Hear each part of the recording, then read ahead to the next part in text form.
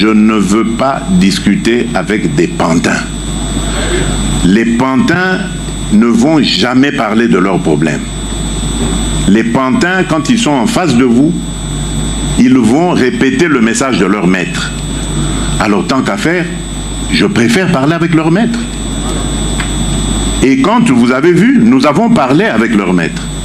Nous sommes arrivés au 15 décembre. Qu'est-ce qui s'est passé? Il a fui. Dialogue, oui, je veux un dialogue, mais dialogue pour qu'on foute la paix définitivement à mon pays. Qu'on nous laisse évoluer tranquillement vers notre développement. Je ne veux pas de dialogue pour qu'on se retrouve encore avec des brassages et des mixages qui, dans quelques années, vont donner encore lieu à des guerres. Chers abonnés de Réveil Congo, excellente soirée. Bienvenue à cette brève information consacrée à la sortie médiatique de l'ancien président de la République démocratique du Congo, Joseph Kabila qui, à son tour, accuse son successeur, Félix Tshisekedi. N'oubliez pas d'activer la cloche de notification pour recevoir prochainement nos informations. L'ancien président congolais Joseph Kabila a mis en garde l'Afrique du Sud contre son engagement militaire en République démocratique du Congo et appelé à une prise en compte des causes profondes du conflit, dans une tribune publiée ce dimanche par The Sunday Times, l'un des principaux journaux sud-africains. Joseph Kabila s'interroge sur l'implication de l'Afrique du Sud dans l'est de la République démocratique du Congo, où Pretoria déploie des troupes sous mandat de la Communauté de développement de l'Afrique australe, SADC. Le monde observe pour voir si l'Afrique du Sud, connue pour son humanisme et ses valeurs, continuera à envoyer des troupes pour soutenir un régime tyrannique et combattre les aspirations du peuple congolais, écrit-il. Selon l'ancien président congolais, la SADC se trompe en privilégiant une approche strictement militaire face à une crise dont les racines sont politiques, sociales et institutionnelles. La persistance de la mauvaise gouvernance en République démocratique du Congo conduira inévitablement à de nouvelles vagues de troubles politiques, d'insécurité et de conflits armés, avertit-il. Kabila souligne que la République démocratique du Congo est au bord de l'implosion et que l'intervention militaire régionale risque d'aggraver la situation plutôt que de la stabiliser. Compte tenu de l'histoire de ses États membres, la SADC devrait savoir mieux.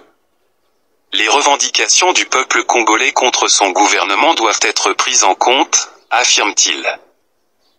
L'ancien président rejette l'idée selon laquelle le conflit actuel serait uniquement le résultat d'un affrontement entre la République démocratique du Congo et le Rwanda ou des actions du M23. Il évoque une crise multidimensionnelle qui ne pourra pas être résolue uniquement par des négociations avec Kigali. Selon lui, l'origine du chaos actuel réside dans la remise en cause du pacte républicain issu du dialogue intercongolais de Sun City, qui avait permis la réunification du pays et la première alternance politique pacifique en 2019. Depuis, la situation en RDC s'est détériorée, notamment avec les violations répétées de la Constitution et les élections truquées de décembre 2023, dénonce-t-il.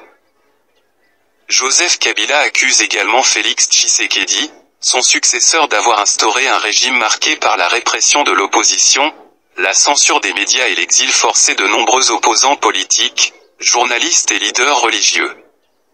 Toute tentative de résolution du conflit qui ignore ces réalités ne pourra pas aboutir à une paix durable, insiste-t-il. Plutôt que de se limiter à un soutien militaire au gouvernement congolais, l'Afrique du Sud et la SADC devraient, selon Kabila, aider la République démocratique du Congo à progresser vers la démocratie, la paix et la stabilité. Il appelle à une solution globale, qui prendrait en compte la gouvernance et les droits politiques, et non uniquement les dynamiques militaires et diplomatiques du conflit. Cette tribune intervient alors que la rébellion du M23 poursuit son avancée dans l'est de la République démocratique du Congo et que Kinshasa réclame des sanctions renforcées contre Kigali.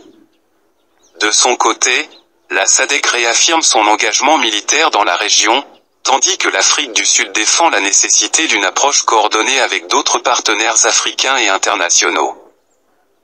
Voici quelques déclarations clés que Kabila a larguées.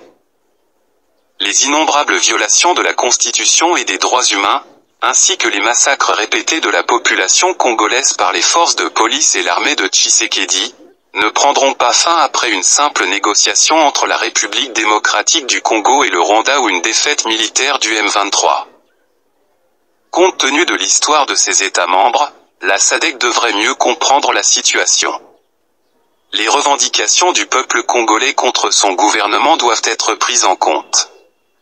Le maintien de la mauvaise gouvernance actuelle ne ferait que conduire à de nouveaux cycles de troubles politiques, d'insécurité, d'instabilité institutionnelle, de conflits armés ou même de guerre civile.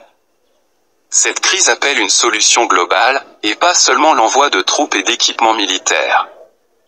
Cela reviendrait à gaspiller des ressources précieuses pour soutenir une dictature, au lieu d'aider la République démocratique du Congo à progresser vers la démocratie, la paix et la stabilité, et ainsi devenir un atout pour la région et le continent.